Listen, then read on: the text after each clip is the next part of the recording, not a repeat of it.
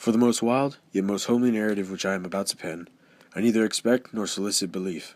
My immediate purpose is to place before the world, plainly, succinctly, and without comment, a series of mere household events.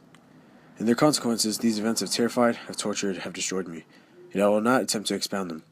To me they have presented little but horror. Hereafter, perhaps, some intellect may be found which will reduce my phantasm to the commonplace.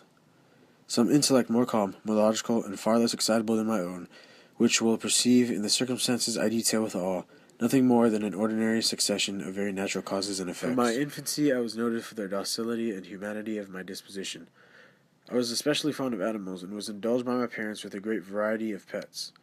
With these I spent most of my time, and never was so happy as when feeding and caressing them. There is something in the unselfish and self-sacrificing love of a brute which goes directly to the heart of him who has had frequent occasion to test the paltry friendship and gossamer fidelity of mere man. I'm so happy that you're my wife. I'm so glad that we don't have to go out to parties and we can just stay home with our pets. I love it too. It's great how we have a bird, fish, a dog, rabbits, and even a small monkey. I wouldn't give up any of them, except that black cat, who's bound to give us bad luck. Meow! It's not just a black cat. Pluto is a remarkably large and beautiful animal. She's entirely black and astonishingly sagacious.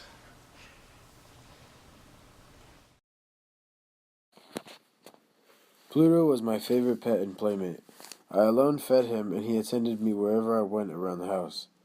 Our friendship lasted several years, but day by day I found myself growing more and more irritable. I started to easily become angry at my wife and find any reason to fight. I also started to become neglectful towards some of my pets. For an amount of time, I was able to avoid becoming towards Pluto until one night.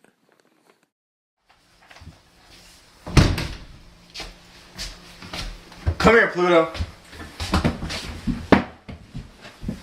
Come here. Ah!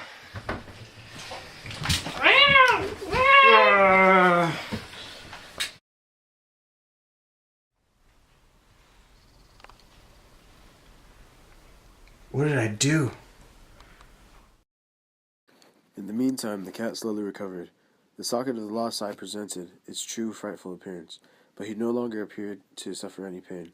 He went about the house as usual, but as might be expected, fleeing in extreme terror at my approach. At first I grieved for this evident dislike from a creature who had once loved me, but this feeling soon gave place to irritation. And then came, as if to my final and irrevocable overthrow, the spirit of perverseness. It overcame me, to do wrong for the wrong's sake only, that urged me to continue and finally to consummate the injury I had inflicted upon the unoffending brute.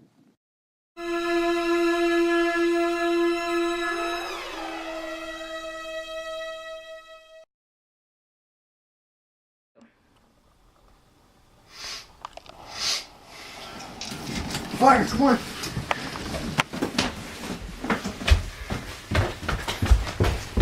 I was devastated.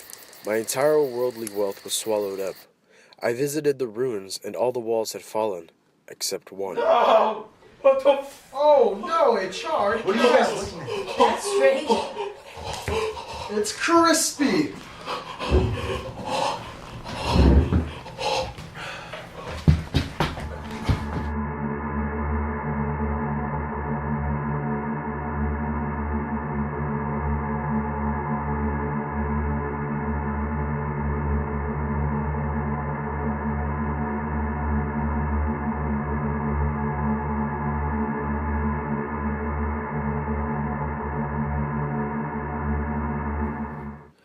Although I thus readily accounted to my reason, if not altogether to my conscience for the startling fact just detailed, it did not the less fail to make a deep impression upon my fancy. For months I could not rid myself of the phantasm of the cat.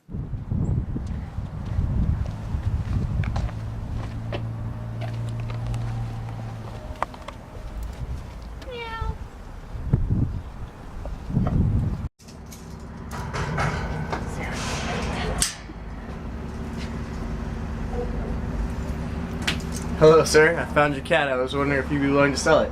That's a beautiful cat, but I've never seen it before. Okay, that's strange. Thank you for your time. No problem. Whose cat is that? Oh, I found her on the way home. Yeah. Poor thing. What's wrong with its eye?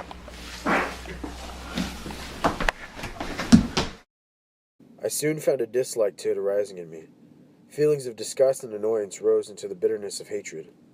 I avoided the creature, a certain sense of shame, and the remembrance of my former deed of cruelty, preventing me from physically abusing it.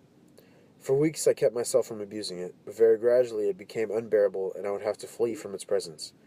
But as my hatred grew, its partiality for myself seemed to increase.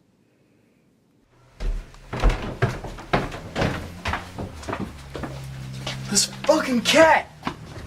Stop! This hideous murder accomplished, I set myself for the entire deliberation, to the task of concealing the body. Many projects entered my mind. At one period, I thought of cutting the corpse into minute fragments and burning them.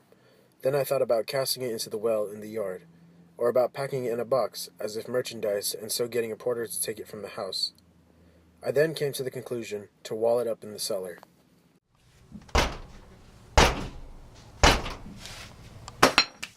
At least my work has not been in vain.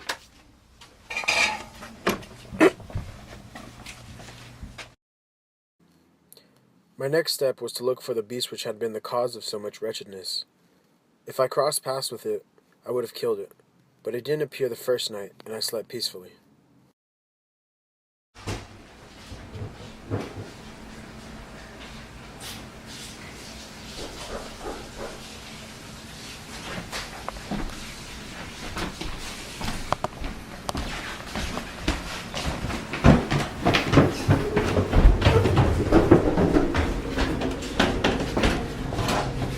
Hello? Police.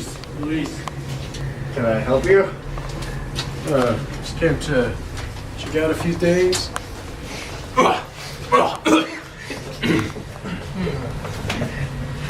That's a nice found picture. There's a lot of you guys. Go. That's what I go.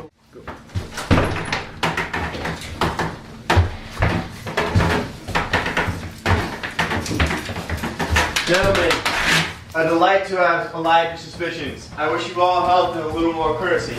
By the by, gentlemen, this is a very well-constructed house. I may say excellently well-constructed house. These walls are solidly put together. Oh, check it. Hey, open it. Oh.